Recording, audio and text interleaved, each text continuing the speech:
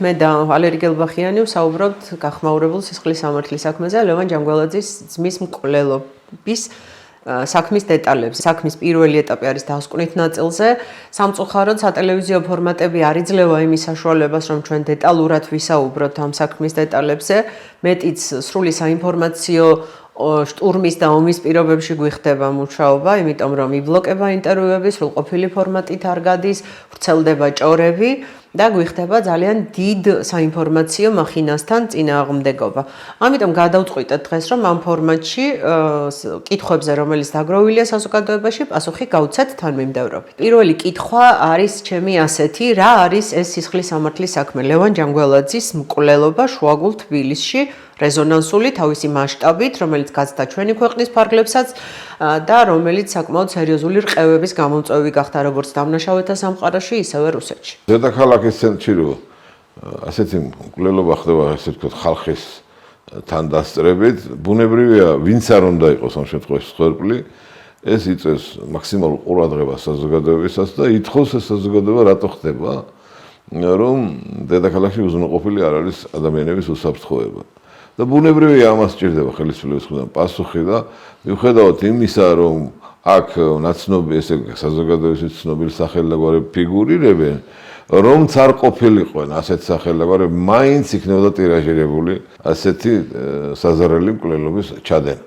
მაგრამ ამას მოყვა ისეთი ინტერპრეტაციები, ისეთი სახელდაგვარების, ასე ვთქვათ, ვერსიულ დონეზე წამოწევა, რომელიც რა თქმა უნდა უფრო მეტ ყურადღებას ითხოვდა ხელისუფლებისგან საზოგადოებისგან, მეტი ინტერესი იყო და დაიწყო ჭორები ინფორმაციის ნაცვლად. ზუსტად ამაში, როცა სოციუმი, ასე ვთქვათ, ინტერესის საგნად აცხადებდა თან ამ მონაწილეობის რაფორმებთან ჰქონდა ადგილი, საჭირო იყო პასუხი და პასუხი ჩვენ ვერ მივიღეთ ისეთი, რომელსაც აი კანონიერი ფარგლები და საფუძვლები გააჩნია. პირიქით მივიღეთ ჭორები.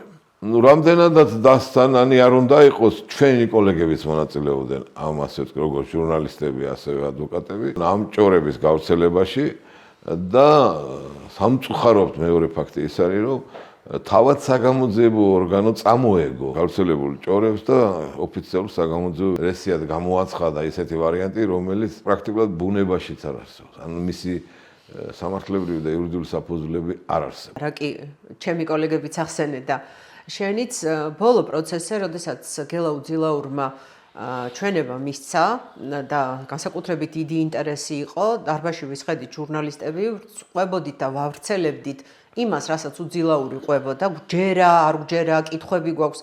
ეს იყო მეორე ნაწილი, ოღონდ პირველი ნაწილი იყო ზუსტად ის, რასაც უძილაური ყვებოდა, რომ მას პირადი უთანხმოება ჰქონდა ლევან ჯანგველაძესთან და პირადი мотиваციით გააკეთა ეს და როგორ ახსნა ამას მერე გზადაგზა ვიტყვი. ტარიელ კაკაბაძე, რომელიც საერთოდ არ იყო დარბაზში. სასამართლოს დერეფანშიც კი არ შემოსულა, იმიტომ რომ მთელი პროცესის განმავლობაში იქ ვიყავი, კომენტარებს აკეთებდა სასამართლოს ეზოში, რომ გელაუ ძილაური კითხვებს ვერ პასუხობს. ანუ ამ პიარს გულისხმობდით, როდესაც თქვენი კოლეგები არა მარტო მანამდე მაგალითად რაღაც საპროკურორო პოზიცია ეჭირა ჩვენ კოლეგებს ამ ნაწილში ამ ასე ვთქვათ ამ სპექტრში და ითხოვდა რომ დაეკითხათ ესა თუ ის პირები რომ უეჭველად მიაჩნდათ კონკრეტული პირების მონაწილეობა ამ საქმეში და აჩენდნენ ეჭვს სინამდვილეში რომ ეს არის ადვოკატი, პროფესიონალი იურისტი და საჯაროდ გაცხადებულ ასე ვთქვათ ტექსტებში არ შეიძლება ტყუილი და უსაფუძვლო მით უმეტეს იურიდიული თვალსაზრისით განცხადებების გაკეთება. აი ესეთმა სტატუს, ფიგურალურმა სტატუსმა ეჭვები გააჩინა. მართლა ხომ არ არის ეს ასე რაც ცხადდება. მოგვიანებით გაიყო რომ ეს იყო კოკა მარგოშიას და ჯონათან ჯონის ანონიმური გვერდის ვერსია. მე ვნახე სისხლის სამართლის საქმის მასალებში და იქ ჯონათან ჯონის სკრინია ამოღებული და დართული საქმეს, ნუ გამიკვირდა ბუნებრივია ხა როდის იყო რომ სოციალურ მედიაში ვიღაცის უსახელო ანონიმური წერილები გადმოდიოდა მტკიცებულებად. ეს აკრძალული აქვს კანონმდებლობას. კერძოდ საპროცესო კოდექსი ამბობს, რომ ნებისმიერი ანონიმი, რომელსაც წყარო არ გააჩნია, არ შეიძლება იქნეს გამოყენებული არც ერთი საგამოძიებო და მით უმეტეს სასამართლო დოკუმენტებში. ამაში იგულისხმება თუ არა პოლიციელის ის პატაკიც, რომელიც პირდაპირ ამბობდა, რომ ოთარ ფარცხალაძე, უსოიანი, მიქაძეები 5 მილიონი. შესაძლებელია, რომ ეს პატაკი იყოს რაიმე ფორმატის მტკიცებულება სისხლის სამართლის საქმეში. ამ პატაკს მტკიცებულებითი ძალა არ გააჩნია, მაგრამ კიდევ ვიმეორებ, რადგან კონფიდენტი არ სახელდება. როცა ამბობს ოპერატიული მუშაკი, რომ მე მივიღე ინფორმაცია ასე ამა და ამ ასე ვთქვათ ფაქტთან დაკავშირებით, ის თუ ვერ ასახელებს წყაროს, საიდან მიიღო ეს ინფორმაცია, მტკიცებულებად ასეთი ინფორმაცია, რა თქმა უნდა, კანონი არ ცნობს მტკიცებულებად. და კანონი აკრძალავს.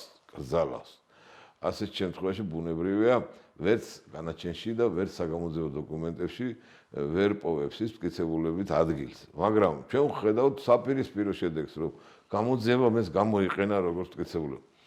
რაც დაუშვებელია, დღემდე რაც მოქმედი სამართალია, ის კრძალავს ასეთი ინფორმაციის გამოყენებას მტკიცებულებად. თქვენ ძმები მიქაძეების, გიორგი ჯოხაძის ადვოკატებმა ერთობლივი განცხადებით მიმართეთ სასამართლოს. მას შემდეგ, რაც უკვე გელა უძილაურის ჩვენება გახდა საჯარო.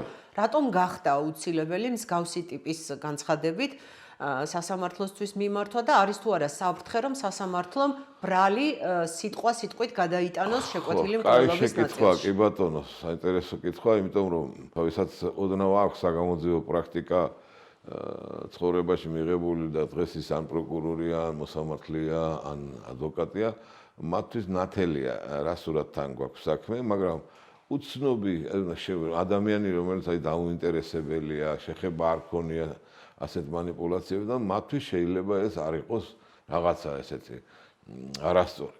აქედან გამომდინარე, ვინც იცის ეს ტექნოლოგია, იყენებს სწორედ იმისთვის, ბოროტად მოდი ასე ვთქვათ, იმისთვის, რომ აზრი საზოგადოებრივი შექმნას არასწორად, შექმნას ტყუილზე, შექმნას ცრუ ინფორმაციაზე და გაასაღოს როგორც ჭეშმარიტება. ეხლა იყოს ძველ საბერძნეთში სოფისტები იყვნენ ასეთი, რომ ტყუილს ჭეშმარიტებად ასაღებდნენ.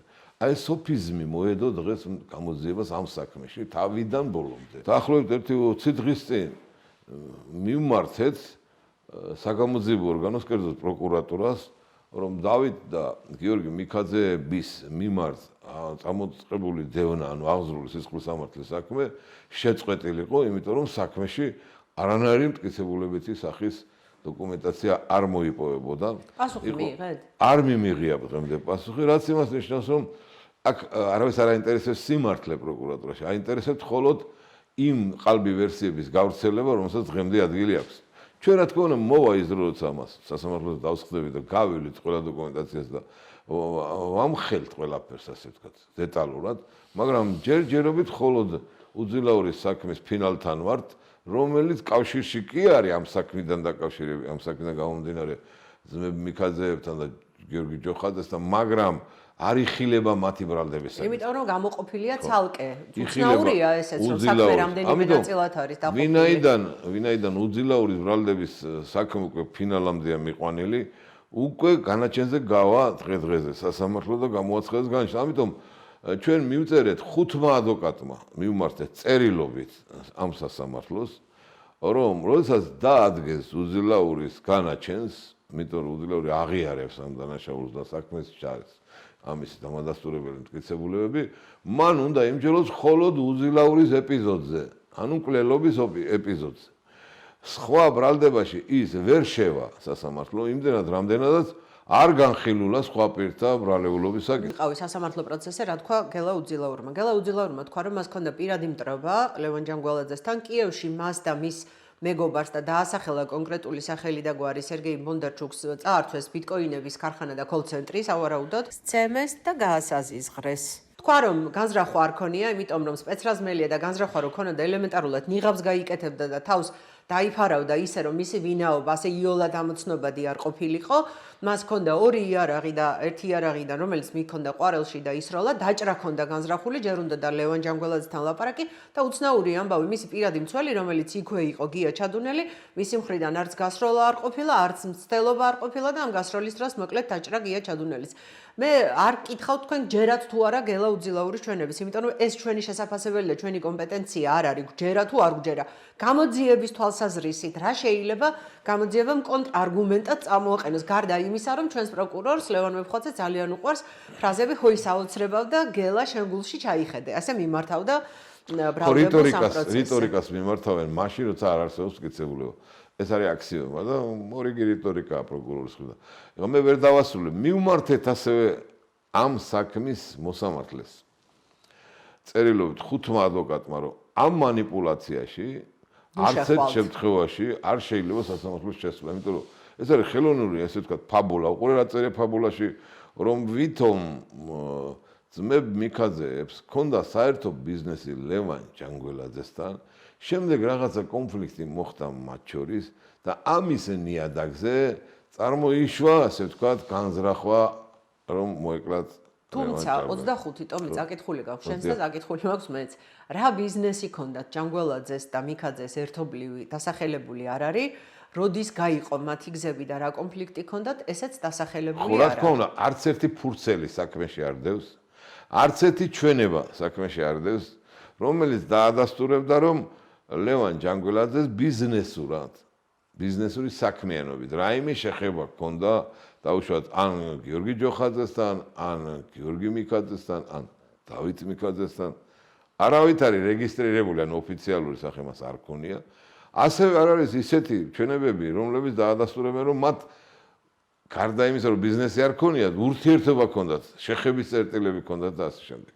ანუ რატო მაგალითად გია ჩადუნელმა დაადასტურა, რომ მეტეხის შტილშიო შეხვდნენ მიქაძე და ჟანგველაძე ერთმანეთს და ფაქტიურად მიქაძის სასარგებლო ჩვენება მისა მიქაძემ უთხრა, რომ გამარჯობა, მე დათო მიქაძე ვარ და თუ ბიზნეს პარტნიორები იყვნენ თბილისში რესტორანში შეიძლება შეხვდნენ ნებისმიერ ადამიანს. წარდგენა ერთმანეთთან რაში ჭირდება. მაგრამ ეს არ ნიშნავს იმას და არ არის ეს იმის მტკიცებულება, რომ მათ რაღაც საერთო მიზნები გააჩნდათ ან კონფლიქტი გააჩნდათ. კონფლიქტი ყოველ შემთხვევაში გამორიცხავს ეგ ინფორმაცია, ხო? მაგრამ მიუხედავად ამისა ბრალში ეს წერია.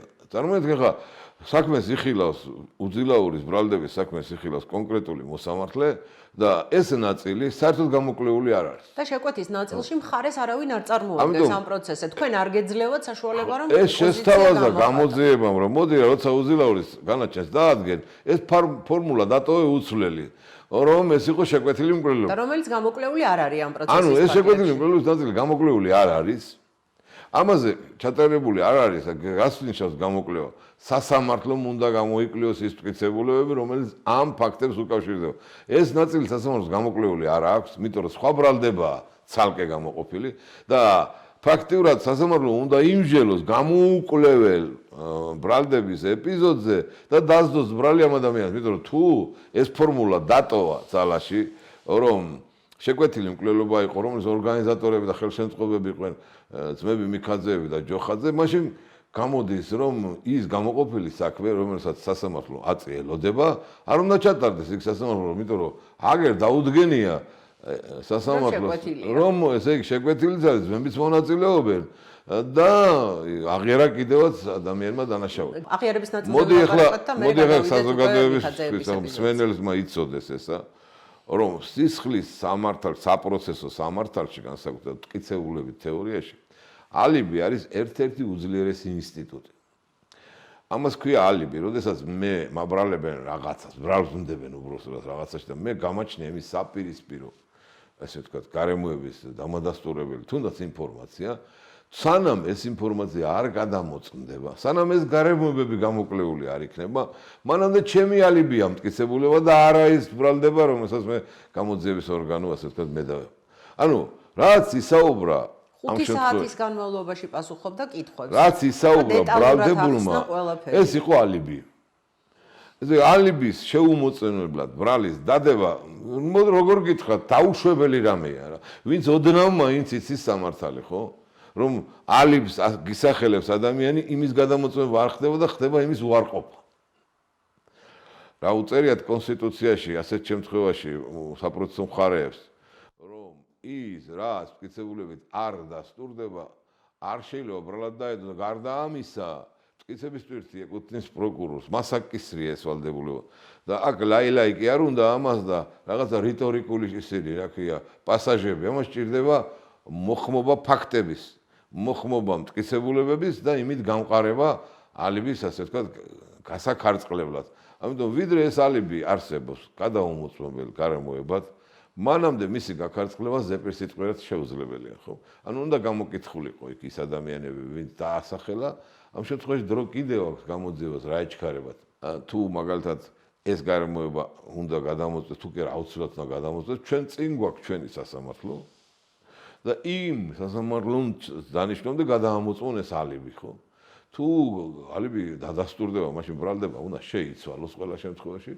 თუ არ დადასტურდება, მაშინ ბრალდება ამ ნაწილში დარჩება, განაჩენის ნაწილში ეს ბრალდება, სადაც მარტო უძლაურის დანაშაულზეა საუბარი და რაც შეეხება დანარჩენ შეკინძულ, შეთითხლულ, კომპილაციურ მანიპულაციას, რომ თითქოს რაღაცა ნიადაგზე, ანუ უთანხმოების ბიზნეს უთანხმოების ნიადაგზე წარმოიშვა მოკლის განზრახვა და დაგეგმეს მერე და ინფორმაცია მიაწოდეს. Ну, ესეც რა თქმა უნდა ახლა კონკრეტიკაში მე არ შევალ, მაგრამ 12 წუთში უნდა განხორციელებულიყო, როგორც გამოძიება. გადავედით საქმის მასალებზე, კონკრეტულად რამდენიმე ეპიზოდზე, რასაც ბრალდება, ასე ვთქვათ, შეკვეთის დადასტურებად იყენებს. პირველ რიგში მინდა გითხოთ გიორგი მიქაძე რას ამბობს. თქვენ გასთან გაქვთ კომუნიკაცია ციხეში შეხვედრები ქონდათ. კი, გიორგი მიქაძე კატეგორიულად გამორიცხავს მის მონაწილეობას. ჯერჯერობით ვერც ვერავინ არ ასახელებს ერთად. რატომ ზის მაშინ ციხეში? ამ კითხვას ვსვავს ის რატომ ზის ციხეში. ამ კითხვას ვსვავთ ჩვენც, როდესაც პროკურატურას მივმართეთ წერილობითი შუამდგომლობით, რომ გიორგი, არა მარტო გიორგი, საერთოდ სამივე ბრალდებულის მიმართ არ არის მტკიცებულებები და უნდა იქნენ, რა თქმა უნდა, შეცვლილი უნდა იყოს ეს აღკვეთის ღონისძიება. მაგრამ პასუხს არ ვიღებთ, იმიტომ რომ არგუმენტი არ აქვს და რა პასუხი უნდა მივიღოთ, ხო? მაგრამ თავად ბატონი გიორგი არის შეშფოთებული, ის არის ბიზნესმენი, თელი თბილისი იცნობს, ხო? და ამ დროს მას ედავებენ ისეთ რამებს, რომელიც მას არაფერში საერთოდ არ ჭირდებოდა. გვაქვს რამდენიმე ეპიზოდი. პირველი ეპიზოდი ეს არის სასტუმროში შეხვედრა, როდესაც დათო მიქაძე მიდის მის ძველ მეგობართან გიორგი ჯოხაძესთან შესახვედრად. ასეთი შეხვედრები მათ ურთიერთობაში არის ბევრი, უფრო ხანგრძლივი და სხვადასხვა ადგილას, მაგრამ მოდი ვთქვათ, აი, მკვლელობამდე ერთი თვით ადრე მიდის დადასტურებულად დავით მიქაძე სასტუმროში გიორგი ჯოხაძესთან. რა ხდება ამ სასტუმროში და რამდენი წუთის განმავლობაში იმყოფებიან ჯოხაძე და მიქაძე ერთად? ეს სულ სხვაობა არის 12 წუთი. თანაც არ შედიან სადმე, ესე ვთქვათ, საიდუმლო სათათბირო ოთახში. ღია, ასე ვთქვათ, ვესტიბიულში ხდება, ღია სივრცეში. ბარი, სადაც არის ღია სივრცეში, აი ბარის გვერდით დგებიან და არ ჯდებიან, ისე საუბრობენ, რომ მომსახურე პერსონალსაც შეუძლია მათ საუბარი მოისმინოს და კამერებია, ჩართული ტელეფონები. კამერებიც უყურე ყველა. ეხლა რამდენად მისაღებია საერთოდ ის აზრი, რომ 12 წუთიან მათ საუბარში ხალხის თვალწინ იგეგმება საშინელი დანაშაული. და რა იგეგმება, რომ ერთი თვის თავზე გარდაიცვლება გურამ მოკია მოსკოვში, მას ჩამოასვენებენ თბილისში და ამ დასაფლავებაზე ჩამოვა ლევან ჯანგველაძე, რომელიც უნდა მოკლას უძილავ. რა თქმა უნდა, სრული აბსურდი, ყველანაირ ქრონომეტრაჟი ქვია, რომ დროში რო გაზომა მოვლენას, ხო?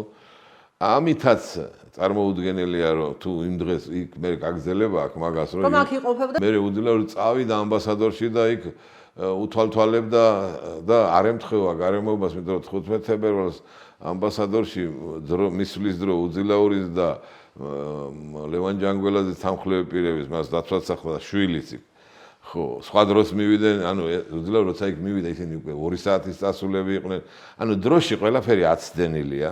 თუმცა ამბობენ რომ ემთხვევა ანძა გიორგი მიქაძის სასტუმრო დროში რო აცდენილია, ეს იმას ნიშნავს, რომ მტკიცებულობა ყალბია. ხო, მტკიცებული კი არა, ინფორმაციაა ყალბი. მეორე ის რომ თუ თვალთვალი გაგრძელა ამ გამოძიების მასალები დადგენილია, რომ 15-დან 21 თებერვლამდე იმყოფებოდა ლევან ჯანგველაძე თავის შვილთან ერთად გოდერძის უღელტეხილზე არსებულ სასტუმრო ამბასადორში და არა თბილისში არსებულ სასტუმრო. ამათ აერიათ როგორც ჩანს ეს ორი სასტუმრო ერთმანეთში. თუ მოკლის განზრახვა ქონდა, იქ უფრო ადვილი იყო განსახორციელებლად, რა თქმა უნდა, ჩასაფრებით, ხო?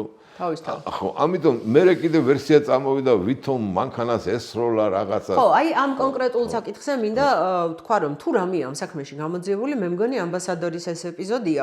ტევ პირველი და ტარიელ კაკაბაძე ზღაპარს გვიყვებოდნენ, რომ რეპეტიცია გაიარა მკვლელობის უძილაურმა, გაისროლა იქ იმის დასატესტად დაიჭერდნენ თუ არ დაიჭერდნენ. შემდგომ გაირკვა, რომ დაკითხულია ამბასადორის უსაფრთხოების სამსახურის უფროსი, ცვლის უფროსი, ჩატარებულია ექსპერტიზა, ამოღებულია, დიახ, აღძრულია საქმე, ამოღებულია ჩანაწერები, ვიდეო კამერების, დანიშნულია ექსპერტიზა და ხო ის აოცრება, ბატონი ლევანის ფრაზას გამოვიყენებ, დადგენილია, რომ მანქანას არა აქვს ნატყვიარი, ეს არის ბლაგვის საგიდნით დაზიანება და ზარალი შეადგენს 5500 ლარს, იმიტომ რომ საქარე მინა არის დაზიანებული. არა, ეს არის ძვირადღირებული მანქანა, ხო?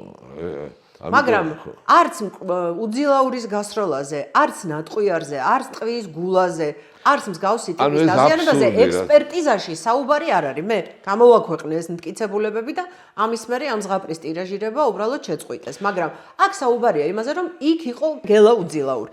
რაზე დაყრდნობით, როცა ექსპერტი ამბობს, რომ მტკიცებით ფორმაში ვერ ამბობს, რომ ეს არის გელა უძილაური. აქაც როგორი კომპილაციაა, იცი, ასეთ მტკიცებულებათა შეერთების, მიერთების, რომ მიუხედავად იმისა, რომ მართლაც ვისაც ეს კადრები აქვს, ნახ შეუძლებელია ამოიცნოს.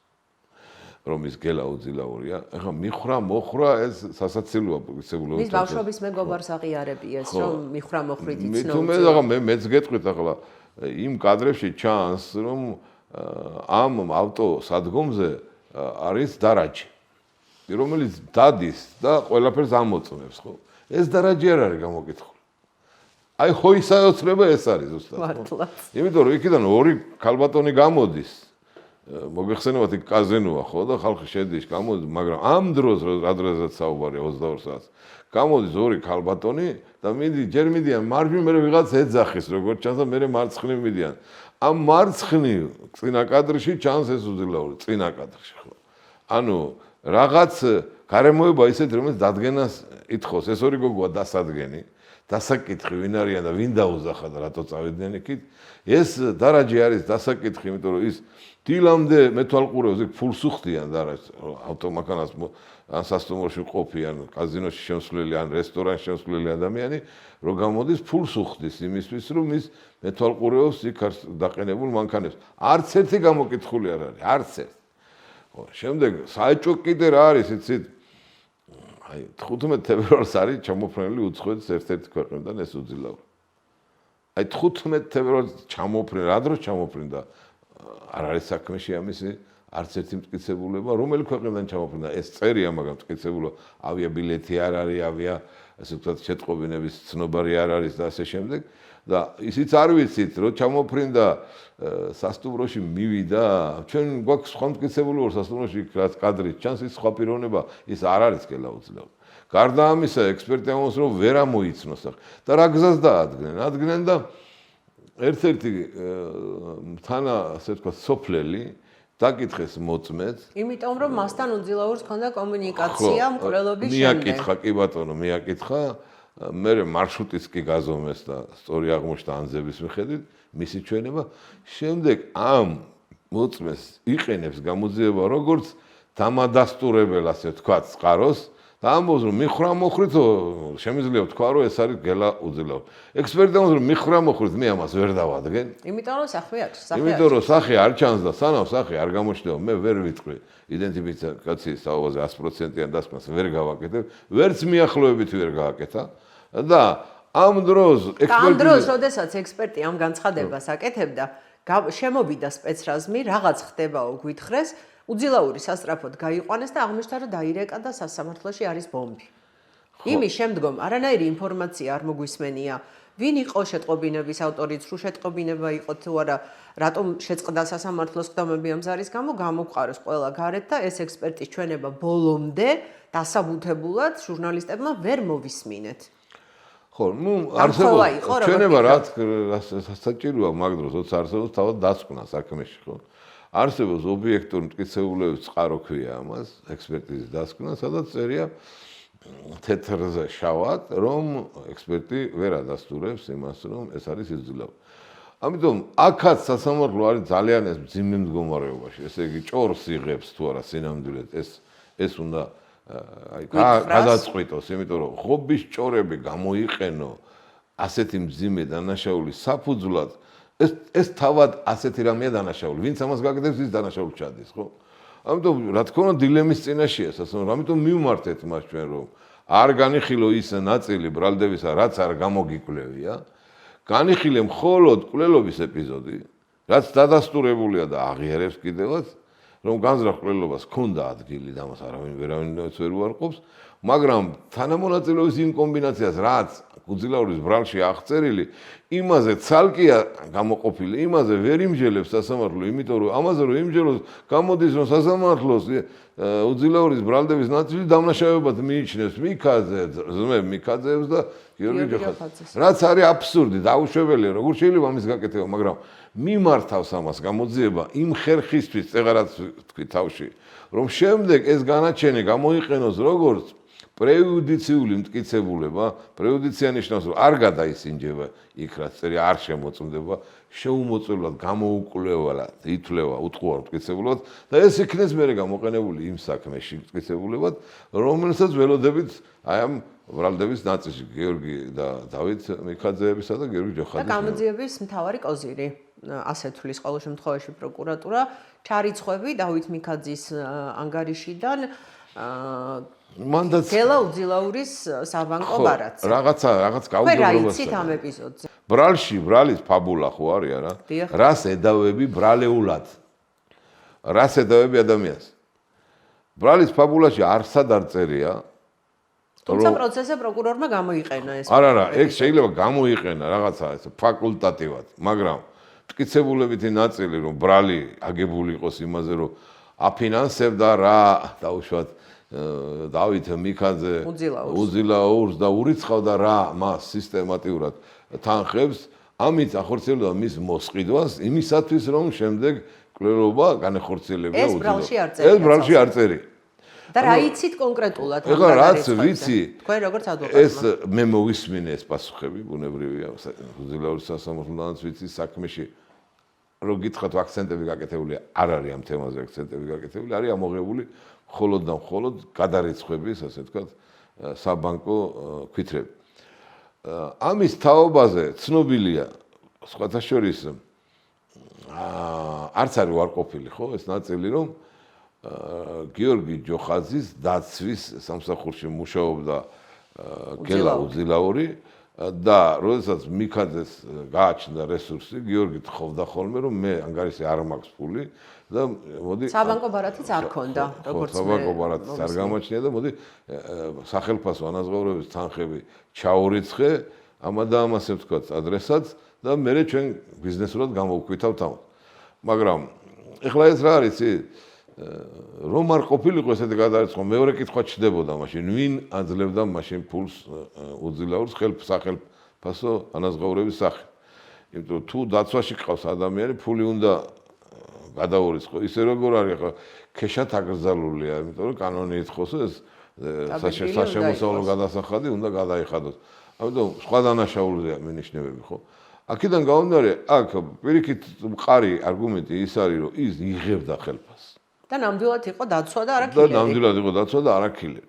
ანუ ის რაც უნდა გამოყენებულიყო სასარგებლოდ უძილაურის ბრალდებაში, რომ ის არ იყო დაქირავებული პირი და ოფიციალური დასაქმებული პირი იყო და იღებდა ხელფასს და აბატონო დამადასტურებელი მტკიცებულებები, ამის ნაცვლად ის გამოყენებული იქნას მის საწინააღმდეგოდ, რომ აი იმიტომ ურიცხავდა დავით მიქაძე ფულს, დავით მიქაძე არც იცოდა დაუშვათ ადრესატი, ხო? ისე რასაც აძლევდა დაუშვათ მისი მეგობარი გადარიცხე.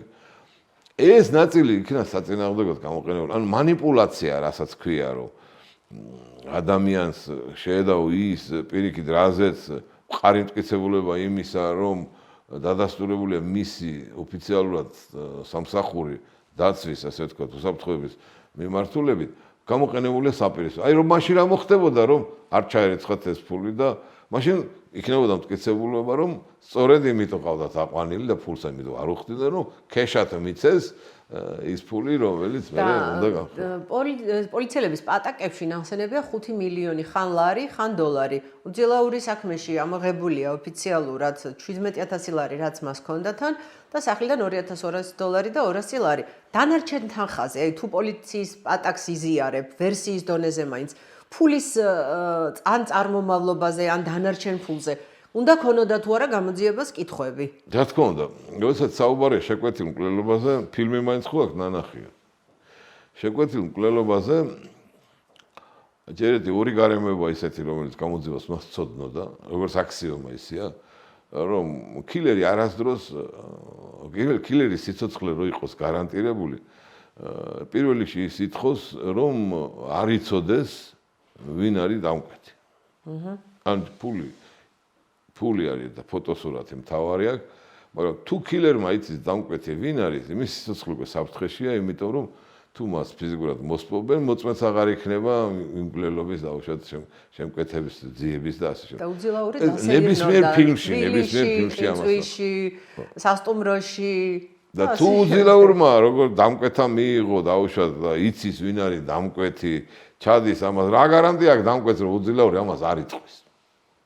ხო, ძალიან თეთრი ძაფით ნაკეთია. ამდენ ესეც აბსურდია, იცით რომ დაკვეთილი მკვლელობები და შეკვეთილი გადახდილი ასე წინასწარ ფული გადახდილი სადაც ხდება ეს აბსურდული გარემოებები თან არ ახლავს რომ ღიად მოხდეს ეს უძილაური არ არის ასე ვთქვათ ქუჩიდან მოსული ადამიანის სპეცრაზმელია სნაიპერი მას შეეძლო განზრახ და დაკვეთილი მკვლელობის შემთხვევაში ლევან ჯანგველაძე ერთი გასროლით მოეკლა მიმდებარე შენობის სახურავიდან მე მაგ გარემოებას ვერ შევამოწმებ მაგრამ კადრში ჩანს რომ შემოbrunდება განსვენებული ჯანგველაძე ჩანს ეს ანუ უკნიდან კი არა ან წინ კი არ გადაუხდა და ეს უკიდანაც ხო შეეძლო ეს როლა თავის არეში ხო და ეს მომენტი არის გამოკვეთილად რომ შემოbrunდება და მე ახლა უყურეთ ჩანს კიდევაც ექსპერტიზის დასკვნაში პირველი ორი წყვია აქვს მოხვედრილი მარცხენა ფერდის არეში ანუ სნაიპერი რომელსაც გამიზნული აქვს რომ ლიკვიდაცია მოახდინოს ობიექტის ხო მსხვერპლის თავში ესვრის ხო მინიმუმ ხო თუ ვერ არ შორიდან სვრის ახლოს 20 ეგრეთ წოდებულ საკონტროლო გასროლას აკეთებს არც ერთ წვია მას თავის არეში არ აქვს ხო და საქმეში დადასტურებულია ისიც რომ ლევან ჯანგველაძეს იარაღი ნამდვილად ჰქონდა კი ამოღებულია და ეს ამბობს მოტივად რომ როცა იარაღისკენ წაიღო ხელი მე დავიწყე დამიზნე მოდი ჩვენი კვლევისაგანი ეგ არ არის ეგ გაარკვიოს ალიბი აქვს ადამიანს და გაარკვიოს ეგა გამოძიების პრეროგატივაა ხო ყველა შემთხვევაში უნდა გამოძიება და შემოწმოს აი ფიზიკო-ტექნიკური ექსპერტიზა ასეთი რომელიც აი ასე მოძრაობის ტრაექტორიას განსაზღვრავს და როცა ინიშნება ტყვია დაუშვათ რომ მოხდა ადამიანს იქ შემავალი ხო არის დაუშვათ არის ჰორიზონტალური არის ზემოდან ქვემოთ არის ქვემოდან ზემოთ ამით დგინდება არა მარტო მანძილი არამედ დგინდება სროლის მიმართულება ანუ როგორ მოძრაობდა დაუშვათ მკვლელი ამ შემთხვევაში და რა დინამიკით განვითარდა სროლა ეს დგინდება ყველაფერი ექსპერტიზა აქ მე უცხოს არაფერს არ ვამბობ უბრალოდ არ არის ჩატარებული ფიზიკო-ტექნიკური ექსპერტიზა ესეც გამოძიების ნაკლი კი არ არის ეს რო ჩაეტარებია გამოძიებას მაშინ ვერ დადებდა ბრალს რომ პირდაპირ გაზრახვა იყო მოკლის ხო ანუ შეიქმნებოდა ისეთი მტკიცებულება რომელიც ამას გამორიცხავდა ანუ ბევრი ისეთი რაღაცებია რომელიც ყოფილმა განსაკუთრებით გამომძიებლის თვალს ეს არ გამოეპარება მაგრამ ვინაიდან ჩვენ არ ვიკვლევთ უშუალოდ ამ ეპიზოდს როგორც ადვოკატები აქედან გამომდინარე ამ თემაზე ჩვენ არ ვსაუბრობთ უსროსურად მაგრამ რადგან ესეთ რიტორიკის დონეზე აიყვანეს რომ ჭორი უნდა გაასაღოს სინამდვილედ მაშინ ესეც გამოიკვლიო რატომ არ არის ფიზიკო-ტექნიკური ექსპერტიზა დანიშნული და რატომ არ არის გარკვეული სროლის დინამიკა ეს არის მკვლელობაში ნომერ პირველი ექსპერტიზა დიახ და ბოლო შეკითხვა ბატონო ვალერი როგორც ვიცი მე არსებობს ვერსია და მოსაზრებაც იმის თაობაზე რომ გიორგი მიქაძის პოზიციას რომ ნაფიცი მსაჯულები მოიწვიოს მისი საქმის განხილვის დროს. აქ ორი გარემოებაა კი ბატონო ჩვენ ვიმჟელეთ მაგაზე დღეს არ ვჯელოთ მაგაზე არ დასრულებულა ეს ჯელობა. ჯერ პირველი გავაკეთებ იმ განცხადებას რომ თავს ვიკავებდით აქამდე ჩვენ გიორგი მიქაძის და ჯოხაძის ადვოკატები ყოველგვარი კომენტარებისგან და განცხადებებისგან ვინაიდან მიმდინარეობდა უძილაურის ნაწილში სასამართლო და არ გვინდოდა ჩვენ გაცხადებებს რაიმე ასე ვთქვათ არასწორი მიმართულება მიიღო. ხო, მაგრამ ვინაიდან უკვე გამოკითხულია ყველა და დასკვნითი ეტაპია, ანუ მხოლოდ დარჩა დაცვის სიტყვა, ეხლა ჩვენ უკვე შეგვიძლია რა თქმა უნდა კომენტარები და განმარტებები და განცხადებებიც კი შეფასებები ჩათვლით, გავაკეთოთ როგორც უძილაურის ნაწილში, ასევე ჩვენი დაცვის ქვეშ ყოფილი პირების ნაწილში. აქედან გამომდინარე, ბუნებრივია, ეს არის ერთ-ერთი ასე ვთქვათ, გარემოება, რომ საზოგადოება არ იფიქროს, ჩუმად რატო ვიყავით. ეს დუმილის პოზიცია, თანხმობის პოზიცია ხომ არ იყო, არა ბატონებო. ჩვენ გარკვეული პოლიტიკური არა ამ შემთხვევაში რაღაც მოსაზრებები რო გაჟღერდა, არა. არც სამართლებრივი ტაქტიკიდან გამომდინარე, არ გვინდოდა ღია ასე ვთქვათ, დაპირისპირებაში და კონფლიქტში შესვლა, გვინდოდა ბოლომდე დაგვეცლია და უშუალოდ ამ სასამართლოს განხილვის და ამის შემდეგ ახლა ჩვენ შევეცდებით ბუნებრივია პრესაშიც, ტელევიზიაშიც და თუ დაიწყება რაღაცა სხვა პროცესი დავუშვათ ეს ალიბის გამოკვლევის პროცესი, იქაც მივიღოთ მონაწილეობა და გავაკეთოთ ჩვენი დასკვნები. აქედან გამომდინარე ბუნებრივია ჩვენ ყველა დეტალზე გავცემთ პასუხს, რაც აინტერესებს საზოგადოებას და არა ისე რომ ჭორი ჩვენ ყველაფერს გავაკეთებთ რომ ეს ჭორები აღკვეთოთ და საერთოდ საგამოძიებო პრაქტიკაში გამოვარიცხიოთ შემდეგ ყველა მცდელობებს ადგილი და საზოგადოებრივი პრაქტიკა იყოს მხოლოდ და მხოლოდ დათმობილი იმისათვის რომ ბრალეულობა იყოს მტკიცებულებაზე აგებული და არა ჭორის დონეზე იყოს ეს განხილული. ეს აკრძალული აქვს პროკურორსაც, აკრძალული აქვს მოსამართლესაც. საზოგადოება აიყოლი ამ ვერსიამ. მე უფრო მეცაც გეტყვით. თუ დაკვეთაზეა საუბარი, ვინ დაუკვეთა საგამოძიებო ორგანოს, რომ ძმები მიქაძეები და ჯოხაძეების ტირაჟირება დაეწყო. ვინ დაუკვეთა ეს? საქმეში არაფერი არ არის. და ფიგურირებენ კი არა, ბრალი აქვს დაყენებული. დაკვეთა საქადგილი, ხო? როდესაც უსაფუძვლოა ბრალდება, ასე ვიღაცის დაკვეთილია.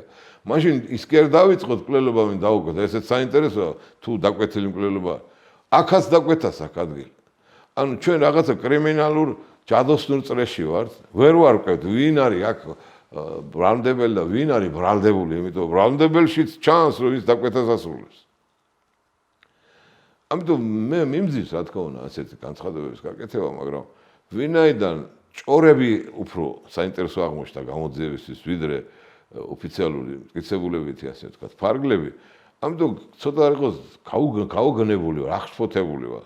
როგორ შეიძლება ამის მიჩქმალმა არ გაკეთება რეაგირების მიჩუმათება და ნაფიცი ჩამოსაჯულები ეხლა რაც შეეხება ნაფიცებს დავასრულებ საჯაროობა იყოს კარანტინა ნაფიცი რატო ეს განცხადებების იმიტომ იყო საჭირო თუ მაინც ამ ყალბი მანიპულაციით წავა სასამართლოს და დაადგენს რომ იცით რა მკვლელობა კი ჩაიდინა უძილაურობა მაგრამ ორგანიზატორები იყვნენ ძმები მიქაძეები და გიორგი ჯოხაძე მაშინ ჩვენ სხვა არაფერი არ გვჩება გარდა იმისა რომ ეს პრეიუდიცია თავიდან ავიცილოთ რომ მივმართოთ ნაფიც საჯულთა სასამართლოს რომელთათვისაც აი ესეთი ყალბი არაფერი არ მუშაობს მათთან პრეიუდიცია მაგალითად ნაფიც საჯულებს სულ არ აინტერესებთ არც იციან არც აინტერესებთ მათ აინტერესებს წმენა იმისა რამდენად არიან ესენი დამნაშავეები და რამდენად არის მზად პროკურატურა დაუმტკიცოს მათ ეს დანაშაულება ამიტომ საუკეთესო ფორმა უდანაშაულობის დადასტურების არის ნაფიც საჯულთა სასამართლოს გამოყენება მადლობა და კიდე შევხვდებით ბევრჯერ ამ ფორმატში, იმიტომ რომ საინფორმაციო სივრცე სხვაგვარად გარღვევა პრაქტიკულად წარმოუდგენელია იმ რეალობაში, რა რეალობაშიც ჩვენ მუშაობა გვაქვს.